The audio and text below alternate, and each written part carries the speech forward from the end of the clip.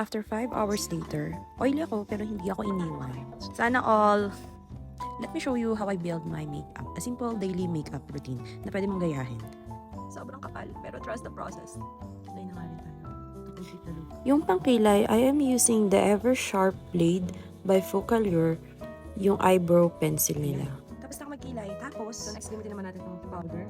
This is from BLK Cosmetics Soft Blur Foundation. At yung shade na pinili ko is yung Butterscotch. Oh, wow, look at that. Ang ganda. This is how I apply powder foundation. Sa left and the right side. After nung under eye, naglalagay ako sa may T-zone na part. Tapos iniiwasan ko yung sa may kilay na part para hindi matabunan yung nilagay natin na eyebrows. BLK Powder Foundation applies super smooth sa skin. And yes, blendable din siya. Hindi sila nag-aaway ng stroke liquid foundation. Plus, it sets the base.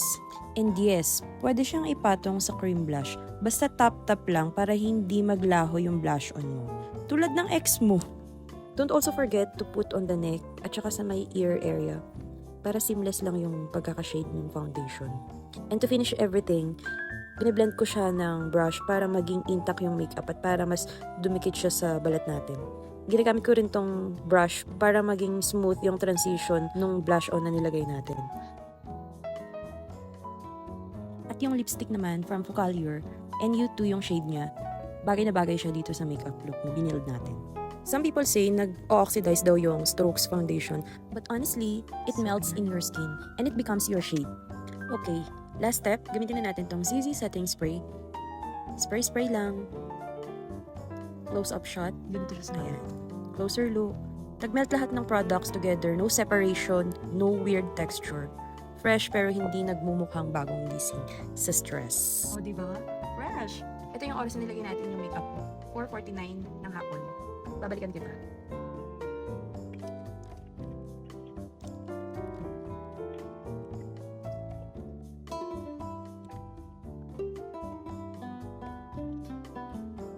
So, ito na yung update.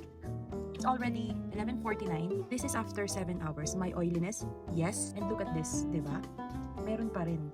Lapat na lapat pa rin siya sa mukha ko. But look, the makeup is still in place. Diba? Tapos ito yung closer look sa T-zone. Ganyan siya, puro oil. At saka sa smile lines. Wala siyang caking. Hindi rin siya nag-crease sa under eyes. Oily lang siya. At hindi rin nagwahiwala yung foundation around my nose. But of course, natanggal yung lipstick ko kasi yung kinain ko is oily. Mabawasan lang natin yung oiliness. Gagamitin na natin tong BLK Soft Blur Foundation. See, na ulit. So here's the final verdict for the Stroke Foundation, BLK Powder, at saka itong ZC Setting Spray. Silang tatlo, para silang love triangle na nag-work. Ganon. Longevity, nitong tatlong to, is 10/10. Nagtagal, hindi nag-crease, hindi rin nag-cake, hindi rin naghiwa-hiwalay sa mukha ko yung pagkakalapat nila. Umabot siya ng 8 hours. And oily sa skin, yes, nag-oil siya. Pero, hindi sila naghiwa-hiwalay yung makeup sa mukha ko. Better na oily but intact siya kaysa dry na patchy. Simple daily makeup pero pang all day ang performance. Check na check.